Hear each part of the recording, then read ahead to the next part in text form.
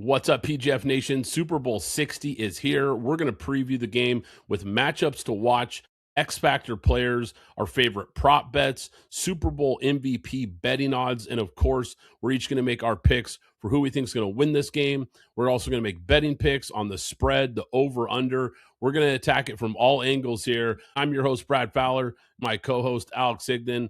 Alex, Super Bowl 60, man. Can you believe it? Yeah, man. I mean, we went through these few weeks where once Josh Allen was out for the AFC, then it became a who's who is going to make it, because normally we've always had Lamar, Josh Allen, or Patrick Mahomes, with all three of those guys being out for the first time, and then Joe Burrow in between there. This was going to be the first time. This was going to be new. This was going to be a new feat for whichever team made it out of the AFC. I think it was kind of refreshing. It was kind of refreshing this year. I'm glad it's not the Chiefs, right? Nothing against the Chiefs, but I'm tired of seeing them in the game every year. I'm glad it's not the 49ers. I'm glad it's not, the Eagles. I'm glad it's not some of these teams that we've seen repeatedly in the last, 4, 5, 7 years. It's nice to see some new faces, some new coaches, some new teams, some new quarterbacks, with some really fun storylines that I can't wait to get into, Alex. But let's jump into the game. Like I said, we're going to get to a lot of different stuff here, X Factors, prop bets, all kinds of fun stuff. But let's talk about this game here, because for me, I think the key to this game, and a lot of people have talked about it, but I think a lot of people are talking about it for a reason. Seattle's pass rush versus that Patriots offensive line and being able to heat up Drake Maye, I think is key, right? Drake Maye played at an MVP caliber level this year. His play has dipped a little bit in the playoffs. His defense and the rest of the guys have kind of picked him up, but he's been sacked 15 times in 3 playoff games. That's one of the highest postseason totals we've ever seen.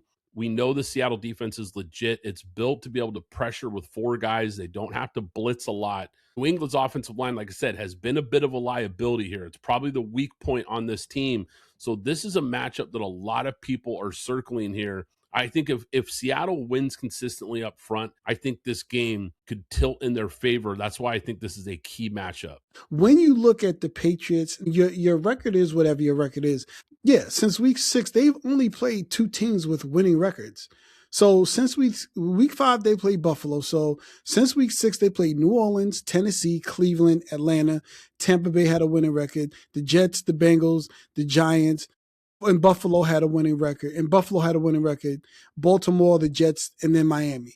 They have not played anyone up to any type of where they faced a defense that was up to what they're about to face right now. So what I'm saying is, this defense is going to be for real, even though it is a real defense. It's going to be for real against Drake Maye for the first time. I think he's going to have a tough first half. Now, I think he may straighten out in the second half, but he's going to have a tough first half. Yeah, you're absolutely right. They did get by with a fairly easy schedule. There's been a lot made of that. The one thing I will say, though, is they have faced some really good defenses in the playoffs. Now, to the point I made about Drake Maye playing in the playoffs, he hasn't been great against these upper echelon defenses.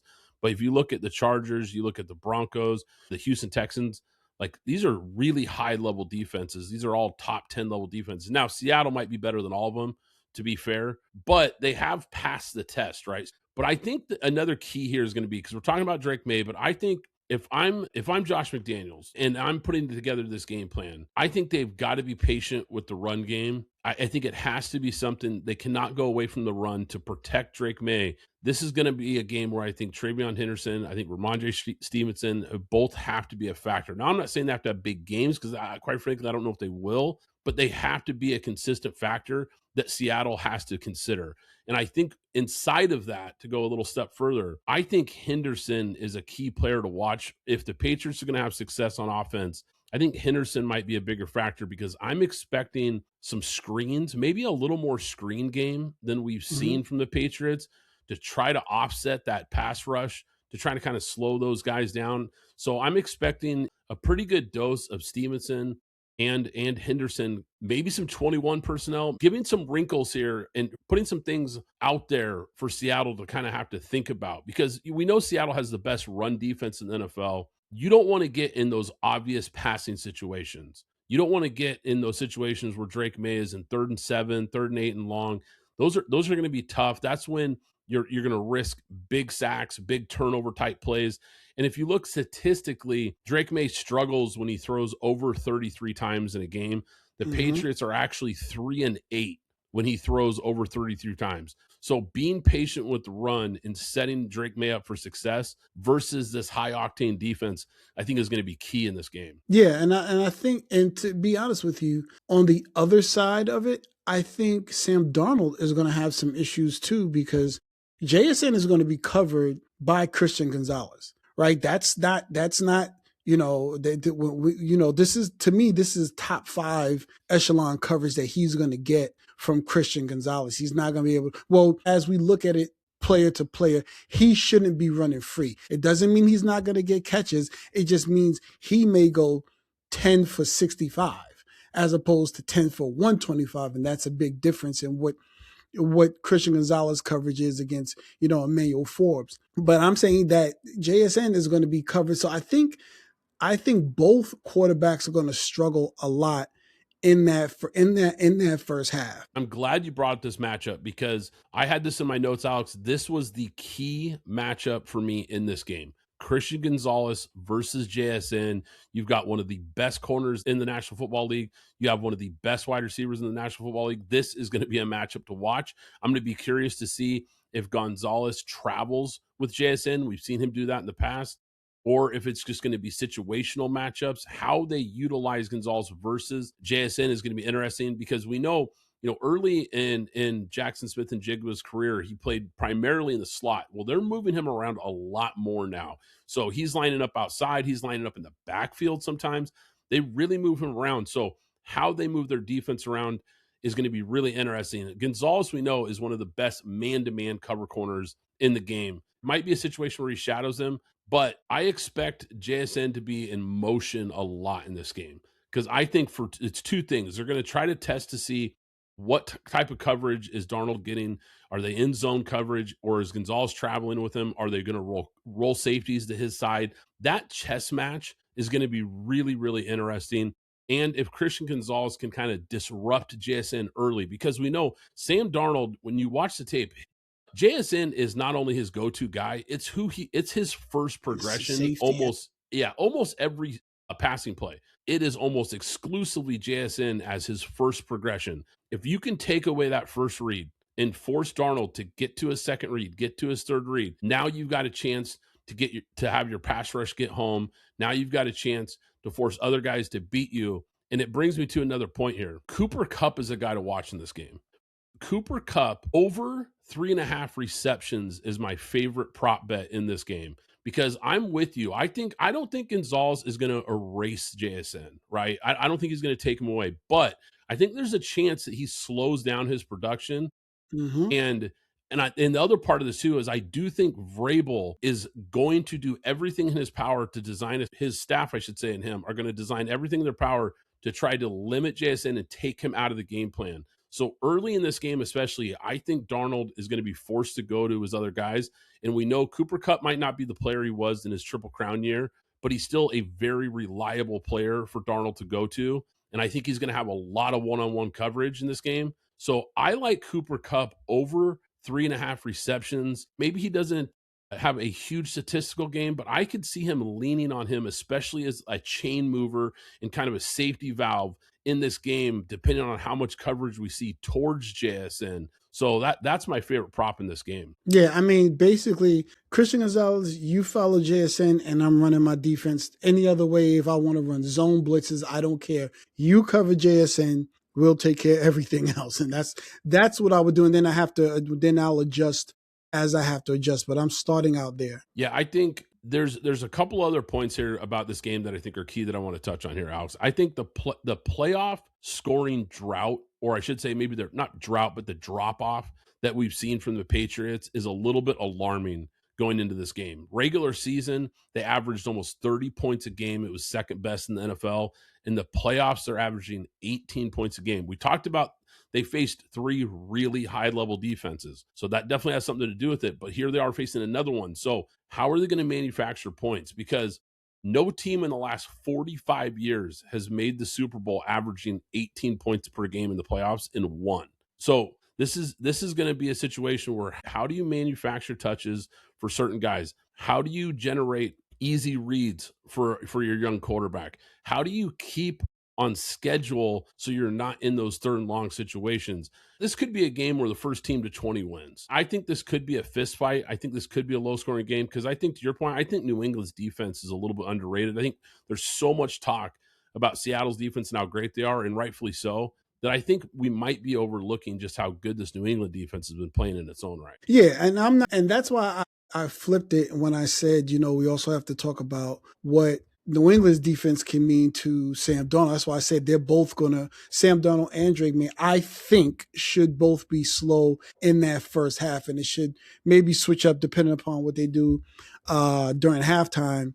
The longer halftime, shout out to Bad Bunny, but the longer halftime where they sit and they try to figure out what's gonna happen there, because Milton Williams and those are not those guys Spillane, the rest of those guys are coming too.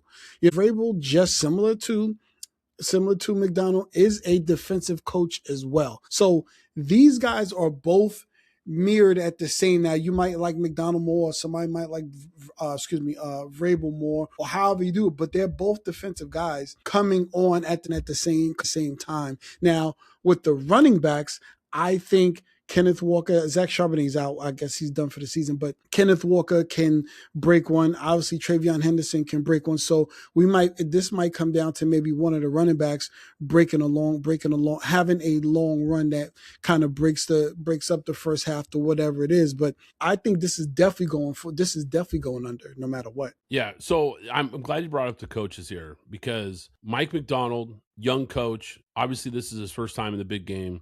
You've got a young offensive coordinator in Kubiak going up against Vrabel and McDaniels, who now this is Vrabel's first Super Bowl as a coach, but these two guys have a lot of Super Bowl experience. These guys have been here a lot. How much weight do you put into that versus this other coaching staff for Seattle that hasn't been here, right? And this New England team, now their team, not a lot of Super Bowl experience on either side, but the coaching staff is definitely prepared as far as knowing what to expect in a game like this. So right now, I'm going with Seattle. That's who I'm going with. I haven't figured out the score, but I'm going with Seattle. And the reason I'm going with Seattle is simply because of what I said before. They are the more ready team. They have faced better teams. Like if you go down the stretch who Seattle has had to face, going all the way back to San Francisco, not the playoff game, but going all the way back to San Francisco, where they had to battle it out with them. I think that second game or first game, and they won. I guess San Francisco won the game on a weird catch by Jennings or whoever it was, but they won the game. So they've been that to me, I guess, you can count the NFC North as well, but that to me has been the toughest schedule this season, has been the NFC West. You had three teams make it in that division. It was a battle every single game, and they had to take each other out. So just simply by that, I think that Seattle, just based upon the journey that they had to go through the season, the journey they had to go through the playoffs, they are more battle tested and they're ready to go. Because if we just take a look at New England, like I said, since week 6, they've only played two winning teams. Then they played the Chargers. Then they played an ineptitude Houston offense that had no Nico Collins. The offensive line was messed up. The Houston Texans defense was still good. And then, I know they scored 18, but the Denver game, you kind of got to throw it because of the weather. But then they faced Denver without Bo Nix. So they have not faced anybody. Now, that doesn't mean that they can't win, but if you're just asking me for right now, I'm going with Seattle to win this game. New England faced 3 really good defenses in the playoffs, but as far as their defense facing these offenses, you've got the Chargers, whose offensive line was the worst in the league, CJ Stroud with an absolute meltdown of a performance, and then you have a backup quarterback in Jarrett Stidham in a blizzard. So it definitely kind of caught some breaks as far as their defense not facing anything like this. Sam Darnold in this offense, top 10 in EPA. They're a very balanced team, run pass, very well schemed up team from Clint Kubiak. And here's the thing, Sam Darnold led the league in turnovers, which definitely has to make you a little bit nervous if you're a Seattle fan, just knowing that sometimes he has games where turnovers come in bunches. So that could definitely be something that would flip this game for the underdog, so to speak, if Sam Darnold turns into Same Darnold, as you see online all the time. But I will give Sam Darnold credit, though. He has dramatically reduced the turnovers under pressure in the postseason. So the regular season, yeah, he turned over a lot. He's been a lot better in the playoffs. So that's something to watch, because I do think a turnover, a big explosive play, those types of things could really swing this game, because a lot of people are picking a blowout here. And look, I'll get to my pick here in a minute, but I don't see a blowout here. I just don't. I think these are two really well-coached teams. These are two really talented teams with a lot of big-time players, and I just can't imagine one team blowing out the other. Now, it's possible, of course, anything happens in the Super Bowl. Sometimes momentum, a couple big turnovers, and a team can pull away, but I don't see it happening that way. I've got two X factors. I've got an X factor for the Patriots, and I've got an X factor for Seattle, and I'm going to start with my New England X factor. A guy to circle in this game, Marcus Jones. This is a guy who could be an instant point threat, right? An explosive home run type of hitter on the defensive side, because this is a guy who's got pick sixes and punt returns in multiple games, including the AFC divisional round with an interception return. This is a guy who can flip the field with a big play, a big pick, or a big punt return. This is an all-pro kick returner. This is a kind of game where special teams can flip a game. A close game like this, a big return could be the difference in this game. He is a guy that I think you have to circle in this game as a potential X factor. I just mentioned how Sam Darnold, even though he's been great, he can be turnover prone. If he throws a big pick six to a guy like Marcus Jones, maybe he's trying to avoid Christian Gonzalez, and Marcus Jones comes up with the big play. Or, like I said, he's so good as a special teams return guy, maybe he breaks off a big punt return for a touchdown. A play like that could be the difference, and that's why I'm circling him as my Patriots X factor. Yeah, I can see that happening. I've got another X factor for Seattle. We talked about Cooper Kupp, JSN. We know about Kenneth Walker. A lot of these big names we know. How about Rashid Shaheed, a guy they brought over in a trade for the Saints? He's another guy, a special teams threat here. 3 total return touchdowns from the kickoff and punt standpoint, including that 95-yard playoff opening kick a couple weeks ago. A guy that similar to Marcus Jones, can flip the game with the big play, an elite special teams type of play. He's a guy that's not going to get a lot of volume, but he's a very dangerous player with the ball in his hands because of his speed, because he can break away. He can turn a small gain into a big play with just one missed tackle, right? So he's a guy to watch in this game as a potential X factor. And here's another prop that I'm going to throw in that I really like. How about Shaheed for an anytime touchdown? Because I could see him getting, like I said, an explosive play down the field in the passing game, especially like we talked about. If JSN is bracketed and he's got to go somewhere else, maybe Shaheed gets a good look on the outside and gets a big play in this game, or in a potential special teams role. Could be so I like the odds there for a prop bet for an anytime touchdown for Shaheed. And you know what? If you really want to take a long shot, you could take one for Marcus Jones too. That's probably got, I haven't looked at the odds of that. Probably got really good odds for him. But regardless, 2 guys that I think we got to watch in this game. Yeah, I would definitely look at, I know what you said about Marcus Jones, but I would really look at Rashid Shaheed and what he is able to do and what he'd be able to do in that offense, because he returns punts, he runs the ball, and he also catches the ball. So he can affect the ball he can affect the game in 3 different ways. So he's going to get his hands on the ball a lot more than what Marcus Jones would be. And I think Marcus Jones would either be covering Shaheed or he'd probably be covering Cooper Kupp, whichever way that they go. So I actually look at Shaheed as probably the guy that I would that I would more than likely put my money on. All right, you got any other prop bets for us, Alex? Any props you like here in this game? Yeah, Kayshon Boutte. Watch Kayshon Boutte, because I think the advantage that the Seahawks have is the fact that they don't They don't have a guy. Like when you play Seattle, it's like, okay, you have to stop JSN. That's the guy you have to stop. When you play New England, it's like, well, who do I have to stop? Who is the guy that, yes, Diggs has 1,000 yards, but he just has he just basically got over 1,000 yards. That last game is when he got it.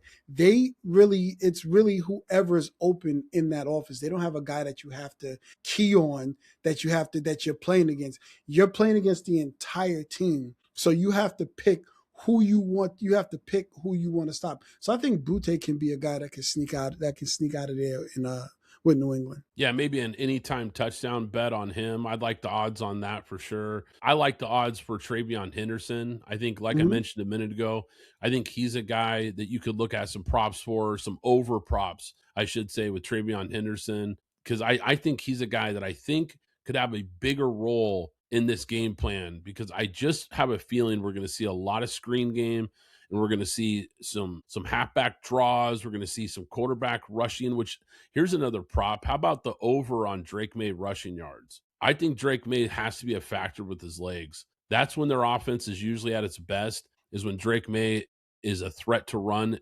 especially with how suffocating this defense can be. I could see them telling Maye, hey, if it's not there, if you don't see it, take off, be quick to take off, and force them to defend you as a runner, because that could open up things in the passing game. So I like Drake Maye on the ground as well here. So I pulled up the Super Bowl MVP odds from FanDuel, and I'm not going to go all the way down the list because there's several that just don't matter. But I basically am looking at some of the top 7-8 guys here. Sam Darnold at plus 115. Look, it's almost always a quarterback on the winning team, so I get it. They're the favorite. Plus 115. Okay, it's a safe bet. I don't think it's a good bet though, because where's the value in that bet? I'll tell you some value picks that I do like. How about Drake Maye plus 230? If the Patriots pull off the upset here, there's a really good chance Drake Maye has a good game and ends up with the Yeah, MVP. And that's true. at plus 230, that's a nice, those are nice odds here. Jaxon Smith-Njigba plus 550. I mean, like we've talked about here, star receiver. If he goes off in this game, maybe a couple touchdowns. Sam Darnold could have a, you know, 14 for 19 games, but if he throws 2 touchdowns and they're both to JSN, it might actually swing the vote to JSN, right? Where it's like Sam Darnold's stats don't blow you away, but JSN has, a $150 and 2 touchdowns or whatever it is. That's something to watch. Kenneth Walker plus 850. Talk about some good odds there. Seattle, I think, is going to have to show some bounce in this game, and I expect them to show bounce. That's who they are, right? And now you've got Zach Charbonnet, who's out for this game. So Kenneth Walker is going to take on an even bigger role. So I expect him to get a lot of touches in this game. So maybe he gets in the end zone a couple times. Maybe he's a guy that you look at. How about a couple like real long shots that maybe are worth sprinkling a few bucks on? Stephon Diggs, you mentioned, plus 4,500. Maybe he's a guy, if he has a big day, gets into the end zone multiple times. At plus 4,500, I don't mind throwing a few bucks on that. Rashid Shaheed, who we just mentioned, plus 4,500. He's another guy. Maybe, let's say he returns one in the kicking game and then has a touchdown as a receiver. Yeah. That could be a guy that all of a sudden becomes a long shot that you like to look at. And here's a real long shot that I really like. Cooper Kupp plus 10,000. I mean, come on now, plus 10,000. I mean, yeah, is it likely? No, but this is one of the few guys on Seattle's roster who's been in this game. So I don't expect him to have any nerves coming into this game. I think he's going to be cool, calm, collected, and ready to play. And like we talked about, I think there's going to be a lot of coverage focused on JSN. Maybe Cooper Kupp is a guy that they go to early and often, or maybe they're forced to go to early and often. Maybe he ends up having a big statistical game and could be a good long shot. Like I said, I'm not throwing a ton of money on it, but just some bets to think about, Alex. Any bets that jump off the board for you? Not really, not any of the ones that you mentioned, but I do like what you said something earlier about Travion Henderson. I like Travion Henderson from the Patriots making a play for Travion Henderson. I already threw out Butte as a under the radar, but Travion Henderson would be a guy that I would look at. I mean, to be honest, this might be the game that you actually have to look at the defense for. It could be, and if those are when you're going to get really into the long shot bets, right? That's when you're going to look at guys and just, hey, throw some money on it because they're going to have huge odds on a defensive player. You're going to need a pick six type of play. You're going to need a scoop and score from Leonard Williams with with 3 pass deflections or something crazy, like in 2 sacks, right? Like it would have to be something kind of crazy, I think, for a guy like, I'm just throwing a name out there, like a Leonard Williams. He would have to have that kind of game, I think, to maybe get in this conversation. But if this game turns into a fist fight, a low scoring game, it could easily be a defensive player that maybe a guy comes away with 2 picks, right? Maybe Christian Gonzalez has 2 picks and a pick six, and all of a sudden the Patriots pull off a huge upset. The offense doesn't do much, but the defense makes some big plays. Those are the kind of bets that are fun to look at for sure. So let's make our prediction here, Alex. It's like some of the stats that jumped out to me. Mike Macdonald, 6-0 versus first and second year quarterbacks. That's got to make you a little bit nervous here. Drake Maye, second youngest quarterback ever to start a Super Bowl. So does that make you nervous? On the other side, like we talked about, Sam Darnold, as good as he's been, is the spotlight too bright for him? This is a guy we've seen have some pretty big meltdowns in some big games, right? Last year, he melts down in 2 huge games late in the year for the Vikings. If he doesn't melt down, he's probably still a Viking. Mm-hmm. Right now, he's been good in these playoffs, but this is a fascinating matchup, man, because I think who shows up and makes the big plays, who doesn't make the big mistakes, is going to be huge in this game. Give me your prediction, Alex. You picked Seattle, so you've got the Seahawks. Give me a score here. What's the final score of Super Bowl 60? I'm gonna go Seattle Seahawks 24-13 over the Patriots. Okay, 24-13. You said? Yeah, 24-13. Okay. You know what? We're not super far off here, but there is one key difference, because then if you're taking Seattle with that point total, that means you're taking Seattle to win and cover, which is interesting. I'm going to take Seattle 17, Patriots 13.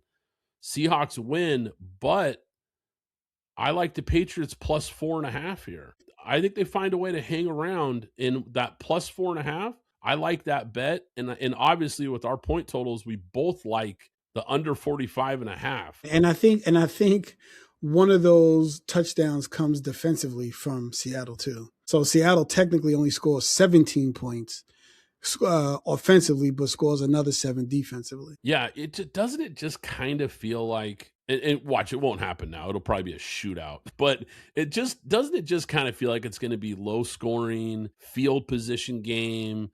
I think we're going to see a lot of punts, which, look, that I know that's not the most interesting podcast talk, but the punter could play a role in this game on both sides. Let's be honest. Yeah. And I think back, now that I mention this, I think back to a Super Bowl where a punter played a huge role, and nobody really ever talks about it. But if you go back and watch Super Bowl, I believe it was Super Bowl 46, the Giants Patriots rematch. So the rematch Super Bowl between those two teams, if you remember watching that game, the Giants punter pinned New England deep repeatedly in that game. And it felt like every single drive, Brady and the Patriots were starting inside their own 10. Every drive. And one of those punts led to a safety because Brady was forced to throw the ball away. It ended up being intentional grounding in the end zone because they were pinned so deep, if you remember, and it ended up being a huge safety play. Just something to think about, because when you're in a game like this where you do have 2 really good defenses and it could turn into a low scoring game, things like field position and punting could actually play a huge role in this game. But I think Patriots, the short area passing, it could be a situation where they struggle to generate explosive plays. Seattle is so good at not having small gains turn into big gains because they're such a good tackling team. They're so sound. So, how do you get those yak yards? How do you turn a 5-yard pass into a 12-yard pass? That's going to be an interesting piece to this game. I'm with you. I think this could be a 6-3 halftime score. So that's an interesting prop, right? For first half under, that would be another bet that I would like in this game. I think the outcome of this game hinges on maybe 2 or 3 key explosive plays, because I don't think there's going to be a lot of them, but just 2 or 3 explosive plays. Somebody gets down the sideline. Somebody breaks a tackle in the open field. Somebody gets a punt return for a big 50-yard gain or a kick return. something is going to be key. There's going to be one or two key plays that I think could swing this game. I also think one or two critical turnovers for either team could really decide things. I think special teams, like we've talked about, look, they don't get talked about a lot, but in games like this, they get highlighted. I think special teams are huge. I'm leaning Seattle slightly. I think there's been a lot of talk about Patriots getting blown out. And look, it might happen, but I just don't know, Alex. I think we're on the same page here. I think we see a fist fight with two really well-coached teams. Yeah. Like basically, like I said, I think it's going to go under. From a betting standpoint, I'd probably stay away from all of it from a betting standpoint. I wouldn't take any prop bets if I was a truly a betting person. I probably wouldn't take any prop bets for the most part. But I would bet who's gonna win the game, and I think that's gonna be Seattle here. Yeah, and you've got Seattle to cover, which yeah, I like. And I definitely have Seattle to cover. Yeah. Yep. And I'll take the Patriots to cover. We both like the under. Threw out some props for you guys as well. Alex is staying away, but how can you stay away from props on Super Bowl Sunday? Come on, Alex, let's go. You got to throw some props out there. It's the last game of the year. I'm staying away from it. Get on FanDuel, get some props going. Alex, before we get out of here, let's hit on some news and notes here real quick, because we didn't get a chance to talk about it. Our recent episode, obviously we shifted our focus to some NFL draft stuff. So guys, if you haven't already, go back and listen. We talked about our favorite Senior Bowl players, guys that are on the rise after the Senior Bowl. I put out the first half of my mock draft 1.0. We talked about where we thought some of these guys are going to go, guys that Alex didn't think would go. Had some arguments there, but really, really cool episode that we're jumping into the draft stuff, and we're going to have a lot more of that coming. So like I said, go back and check that out. Go back and check out the newsletter, exclusive stuff coming out there as well. But when we were doing all that draft stuff, Alex, we didn't get a chance to talk about some of these recent coaching hires. And one of them is a guy that's going to be coaching in this game. Clint Kubiak is going to be the next head coach of the Las Vegas Raiders. You mentioned it very briefly on last week's episode, or I should say this earlier week's episode. Yeah. Give me your thoughts on him. I think he's a really high-level, bright, young coordinator. I like pairing an offensive guy with this new incoming rookie quarterback. So I like the pairing there. Only thing that makes me a little nervous is when you have a rookie coach with a rookie quarterback. That makes me a little nervous. But I like the hire on paper because this was a coveted guy. And let's face it, if they don't have the number one pick and Fernando Mendoza coming in, he might not have taken that job. So it could have swung things there, and things are certainly kind of looking bright for the first time in a long time for your Raiders. I'll start with where we keep hearing there's a lot of talk about Max Crosby and what he wants and what he doesn't. Max Crosby is very straightforward. He doesn't put things out there that he doesn't want. If he wants to leave, he'll leave. If he doesn't want to leave, he's going to stay. And a lot of that set up around things that are kind of off the field. So we'll just wait and see what he wants to do. He'll let the Raiders know early. Second of all, I think I like the pairing of Clint Kubiak and with Fernando Mendoza. I think Fernando Mendoza is mature. I like his head forth. I don't think he's going to be Pat Mahomes or anything like that. I think he can be Matt Ryan. And I believe it was you I was talking to that said, I think his low can be, what's my quarterback's name from the Bengals? Andy Dalton. And the low could be Andy Dalton. And I'm fine with that because that's basically, I guess you could probably kind of say what Derek Carr was with an ineptitude Raiders team. I will say this. I like the head coach. This is one of the first times where I say I like the head coach that they got. So that's number one. What I can say about the coaches that have come from the Sean McVay and I guess the Kyle Shanahan tree is none of the offenses have been good when people have been healthy. Obviously, everything that's going on in Miami, but when they have their quarterback, when they have these people, their offenses are good. It's just that he's gonna have to make a critical defensive coordinator choice that's gonna be able to keep the defense on point so that they don't get caught up in run all over the place and run amok. But that's the key thing is that the offense is going to be, he's coming in where he's going to have Fernando, he's going to have Genty, he's going to have Bowers, and then perhaps Rashid Shaheed. That's another thing that's been talked about.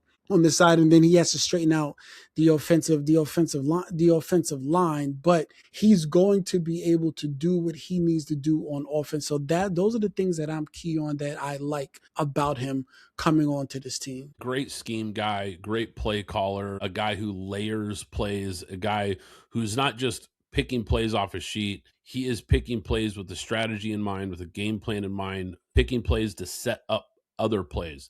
So that's what the best offense coordinators in this game do. Like you said, he's from the Shanahan McVay tree, which at this point, who isn't? Right. Yeah.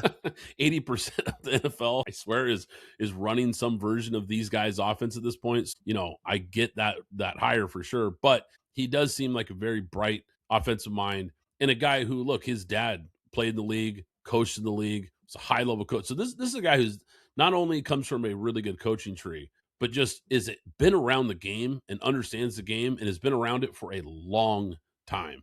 They also have the second biggest free agency pool there, where they can spend some money. So I said Rashid Shaheed because we were talking about the Super Bowl, but there's other players out there that they'll be able to go out there and get as well. Yeah, I believe, what did I read? I think they have the second largest cap space. Yeah, they'll have the second largest behind, I believe it's the Titans. Yeah, and so that's obviously good, because if we remember, there was a 4-win team last year that had a whole bunch of cap space who's playing in the Super Bowl this year with a young quarterback.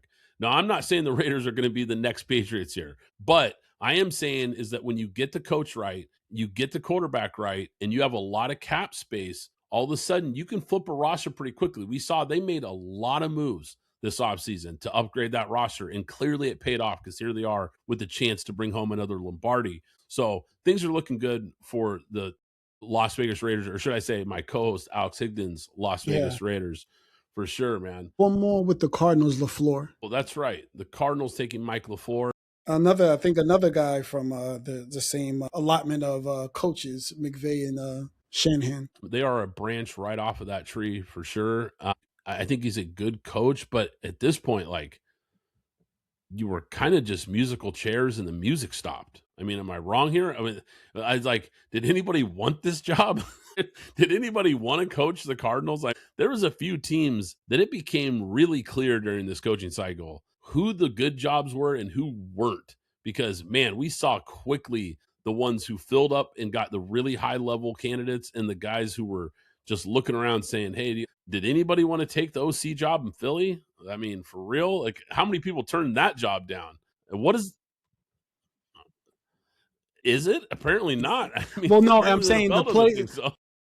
I should say on paper, it's a very good. You look at it on paper, but you know what? I'll say this, and I mentioned this quickly, I think last week.